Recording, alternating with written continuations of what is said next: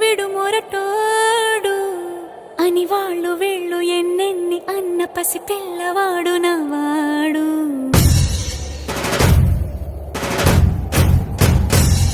విడు ముండోడు అని ఊరు వాడ అనుకున్న గాని మహారాజు నాకు నవాడు.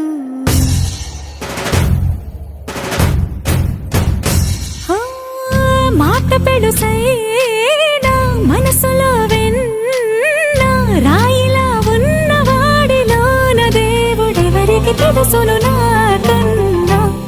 సూసేకి అగ్గిరవ్వ మాదిరే ఉంటాడు.